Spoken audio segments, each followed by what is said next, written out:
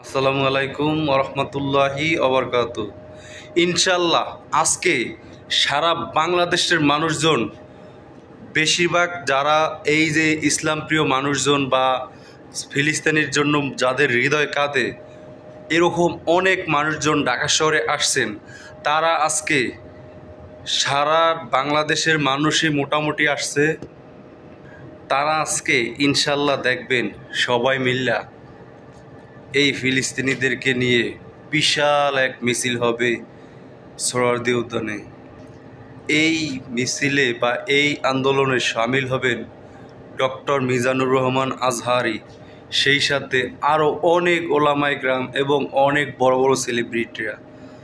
তাই যারা এখনও দেরি করতেছেন তারা খুব দ্রুত চলে আসেন। দেখেন এখানে কি হয়, সবাই মিলে একটা এই আয়োজন করছে। এখানে একটা বিশাল আয়োজন হবে, সবাইকে আসার অনুরোধ রইল। তবে এই যে আন্দোলনগুলা করতেছে বাংলাদেশের প্রাণপ্রিয় মুসলমান ভাইয়েরা, এই সমস্ত আন্দোলনের ভিতরে বিএনপির কিছু সামসারা, বিএনপির কিছু জাউরা লোকেরা কিভাবে দেখেন লুটপাট করে। অবশ্য তাদেরকে তাদের উপরমহল থেকে সিস্টেম কইরা দিয়েছে যাতে এই অন্তর্বর্তী সরকারের প্রতি একটা চাপ প্রয়োগ হয়, একটা চাপ সৃষ্টি হয়। সেই কারণে বিএনপি প্রতিনিয়ত বাংলাদেশে একটা নৈরাজ্য সৃষ্টি করার চেষ্টা করতেছে ভারতের এর মাধ্যমে। এই ভারতের প্রতিনিয়ত চেষ্টা করতেছে কিভাবে ডক্টর ইউনূস সাহেবকে সরাইয়া তারা বিএনপিকে আইনা খেলার পুতুল বানাইয়া আবার আওয়ামী লীগকে পর্যায়ক্রমে নিয়ে আসবে। বিএনপির মতো এত বড় একটা দল রয়ের কাছে বিক্রি হয়ে যাবে এটা ভাবতেও পারিনি। আসলে ক্ষমতার লোভ সবাইরই আছে। তাই তো বলি, বিএনপির এত বড় বড় নেতা, তাদের কেন ফাঁসি হয় না? তাদের কেন একটা নেতাকেও কোনো ক্রসফায়ার বা ফাঁসি দিল না? কেন শুধু জামাতের নেতাদেরকেই ফাঁসি দিল? তারা শুধু ভারতের বিরুদ্ধে কথা বলার কারণে তাদেরকে ফাঁসি দেওয়া হয়েছে। এটা হচ্ছে মূল কারণ। বাংলাদেশে কোনো ইসলাম প্রিয় নেতা আসুক বা সৎ নেতা আসুক, এটা কখনোই ভারতের চায় না। তারা চাইছে বাংলাদেশটাকে পুরো ধ্বংস করে দেও এবং ভারতের সব বিলায় দেও। কিন্তু ইনশাআল্লাহ ডক্টর ইউনূস সাহেব পর্যায়ক্রমে হাসিনার সব সিন্ডিকেট ভাঙা দিতেছে। যেই সমস্ত অন্যায়গুলা করছে, যেই সমস্ত লুটপাটগুলা করছে, ইনশাআল্লাহ প্রত্যেকটা লুটপাট সব ভাঙা দিবে। প্রতি মাসে হাজার হাজার কোটি টাকা প্রত্যেকটা আওয়ামী লীগের এমপি, মন্ত্রী, ছোট পাতি নেতা থেকে শুরু করে প্রত্যেকটা নেতাই এইভাবে পাচার করতো হাজার হাজার কোটি টাকা। এই সব জনগণের টাকা। এই জনগণের টাকাগুলা যদি দেশে থাকতো, আজকে দেশ কত পর্যায়ে উন্নত থাকতো। আমি সাধারণত স্যালারি পাই 15,000 টাকা বা 20,000 টাকা ওভার টাইম নিয়ে, কিন্তু এই হাসিনার আমলে আমি 20,000 টাকা স্যালারি পাইলেও আমার 18,000 থেকে 20,000 টাকা পুরাই খরচা হয়ে যেত, আর উল্টা ধার দেনা করা লাগতো সংসার চালানোর জন্য। কিন্তু যখন দেশে কোনো সিন্ডিকেট থাকবে না, দেশে কোনো লুটপাট, দেশে কোনো পাচার থাকবে না, তখন প্রত্যেকটা দাম নিয়ন্ত্রণে আসবে, সিন্ডিকেট বন্ধ হবে।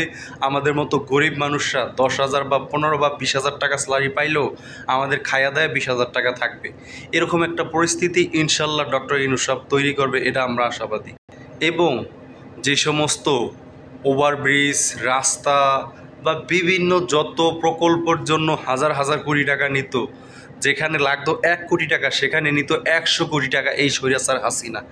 এই হাসিনা এই টাকাগুলা বিদেশে প্রতিনিয়ত পাচার করতো। কিন্তু কী লাভ? বুড়ো হয়ে যাইব, 2 দিন পর মরে যাবে, কে খাবে? আল্লাহর কাছে ঠিকই হিসাব দেওয়া লাগবে। এই কথাগুলো যদি চিন্তা করতো যে আমাদের একবার মরতে হবে এবং আল্লাহর কাছে যাইতে হবে এবং হিসাব দিতে হবে, তাহলে আওয়ামী লীগের এই বুড়া বাম এমপি মন্ত্রীগুলো এই সমস্ত অন্যায় দুর্নীতি করতো না, জনগণের টাকা হাতাইয়া বিদেশে পাচার করতো না। কি পরিমাণ যে টাকা হাতাইছে বা পাচার করছে হিসাবের বাইরে। কি বলবো, বাংলাদেশের মানুষ অলরেডি সবাই মোটামুটি জানা গেছে। এই সমস্ত শয়তান জানোয়ারদেরকে আসার জন্য যে সমস্ত দল, এই বিএনপির মতো একটা দল সেই কুত্তা আওয়ামী লীগকে আনার জন্য আবার দেখেন কিভাবে চেষ্টা করতেছে, কিভাবে তারা ইসলামিক দল যেন না আসে, জামাতকে মাইনাস করে আওয়ামী লীগকে আনার চেষ্টা করতেছে ভারতের এর মাধ্যমে। কিন্তু বাংলাদেশের জনগণ এটা আর কখনোই হতে দিবে না। বাংলাদেশের জনগণ, বাংলাদেশের ছাত্র জনতা দেখায় দিছে যে বাংলাদেশে কোনো স্বৈরাচারী, কোনো খুনির স্থান বাংলাদেশে হবে না। এই ছাত্র জনতার এই 24-এর, এই জুলাইয়ের, এই আগস্টের বিপ্লবীগুলা দেখা বিএনপি থেকে অনেক শিক্ষা নেওয়া উচিত। বিএনপিরা কেন শিক্ষা নেও না? দেখছো এক স্বৈরাচারীকে কীভাবে তাড়াইছে, এরকম স্বৈরাচারী হয়ে উঠতেছো তোমরা আওয়ামী লীগকে অলরেডি পার করে ফেলাইছো। বাংলাদেশে প্রত্যেকটা জায়গায় ছিনতাই, চুরি, ডাকাতি, সিন্ডিকেট, যত চাঁদাবাজি সব কিছু তোমরা শুরু করে দিছো। ঢাকার এক একটা এলাকা থেকে কোটি কোটি টাকা চাঁদা উড়া দিতেছো। পুরা ঢাকা শহর থেকে প্রতি মাসে মিনিমাম 100 থেকে 200 কোটি টাকার উপরে চাঁদা তুলতেছো তোমরা। এইভাবে সারা বাংলাদেশ থেকে অলরেডি বিএনপি যেই পরিমাণ চাঁদা তুলতেছে, আস্তে আস্তে ছোট ছোট খাটো কিছু চ্যানেলগুলোতে দেখানো হয় বা ভোক্তা অধিকার যদি তাদের এই সমস্ত চাঁদাগুলো অভিযান দেওয়া হয়, ভালো র্যাব এবং পুলিশ তো সাথে আছেই তাদেরকে নিয়ে, তাহলে দেখবেন তাদের মুখোশ কীভাবে উন্মোচন হয়েছে। তবে ডক্টর ইউনূস সাহেবকে বলবো অবশ্যই ভোক্তা অধিকারকে ফুল পাওয়ার দিয়ে রাখেন। যারা এই চাঁদাবাজি করে হাজার হাজার কোটি টাকা প্রতি মাসে কামাইতেছে এদেরকে ধরায় দেন। বিএনপির মতো একটা দল এত বড় চাঁদাবাজ, এত বড় জাউরা, এটা বাংলাদেশের মানুষ কখনোই বুঝতে পারেনি। আসলে বুঝবে কেমন? 2006 সাল পর্যন্ত তো কোনো অনলাইন এরকম নেটের জগৎ ছিল না যে ফেসবুকে ছাইরা দিবে এই ঘটনা ওই ঘটানো, তখন মানুষ বুঝতে পারতো না। কিন্তু এখন নেটের যুগ, সবাই হাতে হাতে ফোন, প্রত্যেকটা ঘটনা প্রত্যেকটা মানুষের কাছে সেকেন্ডের ভিতরে চলে আসে। তাই এখন আর ওই সমস্ত 2 নম্বরই অনিয়ম চলবে না।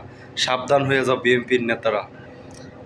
আজকের এই ফিলিস্তিনিদের পক্ষ হইয়া যে সমস্ত দল মাঠে নামবে বা যারাই মাঠে নামতেছে, বা ঢাকা শ্রমদিনে যেই বিশাল এক আয়োজন করা হয়েছে, এই আয়োজনে যদি বিএনপি কোনো কুকর্ম করার চেষ্টা করে, তাহলে সেনাবাহিনী এবং পুলিশদেরকে বলবো এদেরকে কখনোই কিছুতেই ছাড় দিবেন না। এরা মানুষের ভিতরে টাকা খাওয়াইয়া গণ্ডগোল করার চেষ্টা করবে। সাবধান হয়ে যাও বিএনপির লোকেরা। ডক্টর ইউনূস সাহেব ইনশাল্লাহ যেভাবে দেশ চালাইতেছে, যেভাবে রাষ্ট্র পরিচালনা করতেছে, ইনশাল্লাহ আমি চাই ডক্টর ইউনূস সাহেব আরও 5 বছর ক্ষমতায় থাক, আরও 5 বছর সংস্কার হবে, তারপরে নির্বাচনের নাম চিন্তা ভাবনা করা যাবে তখন। কিন্তু এখন কোনো নির্বাচন দেওয়া যাবে না। কিভাবে ক্ষুধার্ত 15 থেকে 16টা বছর ক্ষুধার্ত থাকার কারণে পাগলা হয়ে গেছে খাওয়ার জন্য। সাবধান হয়ে যান। নির্বাচন কইরা পাগলা হইেন না।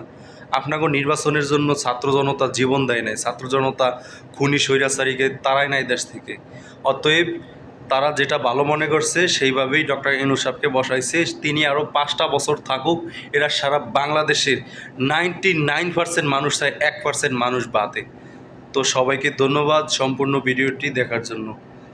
ইনশাল্লাহ পরবর্তীতে আবার অন্য বিষয় নিয়ে কথা বলবো। ধন্যবাদ সবাইকে।